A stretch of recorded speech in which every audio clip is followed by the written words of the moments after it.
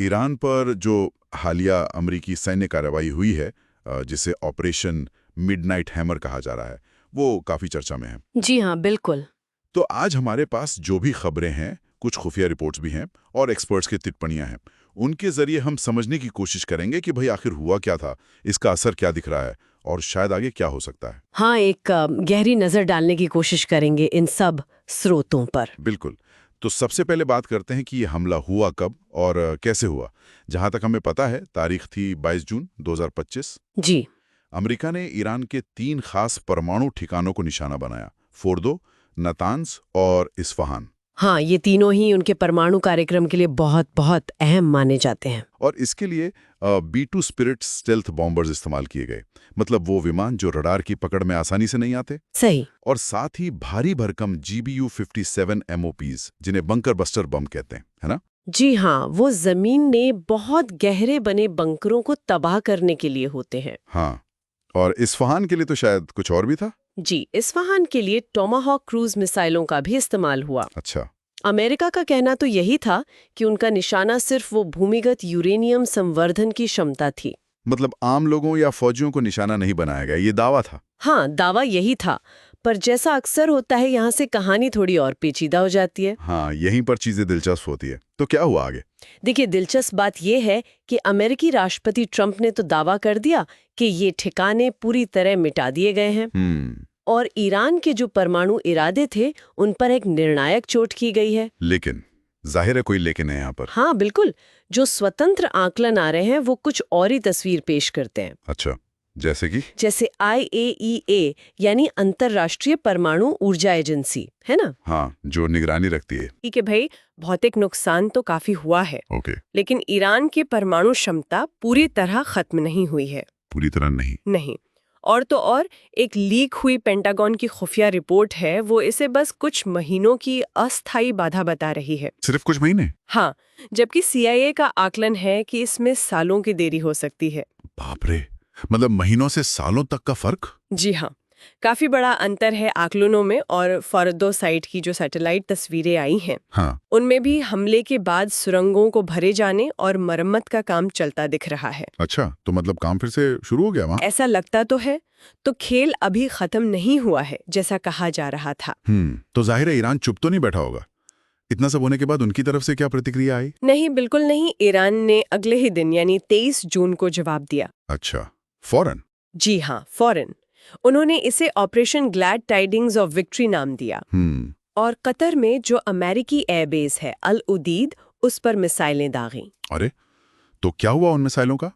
वो मिसाइलें अमेरिकी डिफेंस सिस्टम ने रोक लीं। कोई हताहत नहीं हुआ, कोई जानी नुकसान नहीं। अच्छा, तो मतलब एक तरह से सिंबॉलिक जवाब था, ज्यादा नुकसान पहुंचाने के इरादे से नहीं। हाँ, इसे ज्यादातर विश्लेषक एक नपातुला जवाब ही मान रहे हैं, शायद सीधे टकराव से बचने की कोशिश।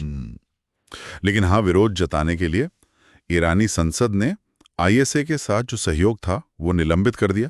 ओके। और संयुक्त राष्ट्र के जो परमाणु निरीक्षण थे उनसे भी पीछे हट गए। तो मतलब निगरानी और मुश्किल हो गई अब। जी बिल्कुल। इस पूरी कार्रवाई का राजनीतिक और कानूनी असर भी तो हुआ होगा, अमेरिका के अंदर भी और बाहर भी। हाँ हाँ, काफी गहरा असर हुआ है। अमेरिका के अंदर ही देखिए तो रिपब्लिकन और ट्रम्प प्रशासन इसे एक बड़ी रणनीतिक जीत बता रहे हैं। अपनी पीठ थपथपा रहे होंगे। बिल्कुल। कूटनीतिक लाभ के तौर पे देख रहे हैं। लेकिन दूसरी तरफ डेमोक्रेट्स हैं और वो लोग जो वॉर पावर्स की बात करते हैं। हाँ, जो कहते हैं कि कांग्रेस से पूछे बिना एक्शन नहीं लेना चाहिए। जी वही, वो इसे गैर संवैधानिक मान रहे हैं। हाँ जी। उनका कहना है कि कांग्रेस को दरकिनार किया गया और ये स्थापित कानूनी मानदंडों का उल्लंघन है। और अंतर्राष्ट्रीय स्तर पर? UN वगैरह का क्या कहना है? अंतर्राष्ट्रीय स्तर पर संयुक्त राष्ट्र के जो मानवाधिकार विशेषज्ञ हैं, उन्होंने इन हमलों की निंदा की है। अच्छा। और इसे अंतर्राष्ट्रीय कानून का उल्लंघन बताया है। तो मतलब काफी मिली-जुली प्रतिक्रियाएं हैं। अब अगर हम क्षेत्रीय और वैश्विक प्रभावों की बात करें, मतलब मिडिल ईस्ट और बाकी दुनिया पर क्या असर दिख रहा है? देखिए, एक तो खबर यह है कि ईरान और इजराइल के बीच एक नाजुक सा युद्ध विराम हुआ है, ऐसी रिपोर्ट्स हैं। अच्छा। ये तो अहम बात है। जी, हालांकि खाड़ी में चिंताएं तो बनी हुई हैं। जो खाड़ी देश हैं वो संयम बरतने की अपील कर रहे हैं। वो तो हमेशा करते हैं। हाँ, और वो अमेरिका ईरान की इस तरह की एक तरफा सैन्य कार्रवाई से काफी चिंतित भी हैं। स्वाभाविक है। एक और दिलचस्प बात है, इराक और अफगानिस्तान युद्ध के जो अमरीकी वेटरन्स हैं, मतलब पूर्व सैनिक, जी। उन्होंने भी चिंता जताई है कि कहीं पिछली गलतियों को फिर से दोहराया तो नहीं जा रहा। ये एक सोचने वाली बात है। तो अब क्या लग रहा है, मतलब अब स्थिति क्या है और आगे क्या हो सकता है? देखिए, अभी तो उम्मीद यही की जा रही है कि ईरान जो नुकसान हुआ है उसकी मरम्मत शुरू करेगा। हाँ। अब परमाणु कार्यक्रम को पूरी तरह से रिकवर करने में कितना वक्त लगेगा ये कहना मुश्किल है।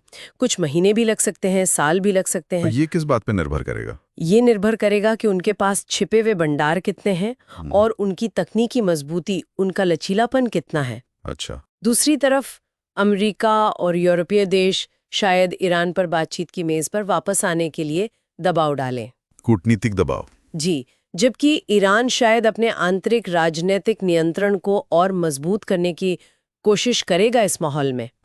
लेकिन बड़ा सवाल यही उठता है कि जब स्पष्ट सत्यापन के रास्ते, मतलब वेरिफिकेशन के तरीके और कूटनीतिक चैनल दोनों ही लगभग बंद से हो गए हैं। हाँ, क्योंकि ईरान ने IAEA से सहयोग रोक दिया है। बिल्कुल।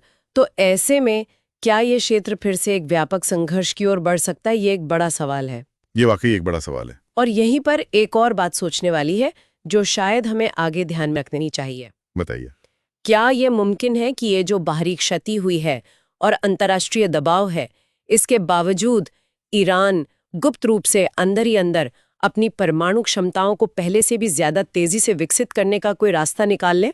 मतलब सतह पर कुछ और दिखे और अंदर कुछ और चले। हाँ, बिल्कुल। अगर ऐसा होता है तो भविष्य में उस पर निगरानी रखना, उसे रोकना, वो और भी ज्यादा चुनौतीपूर्ण हो जाएगा। ये वाकई एक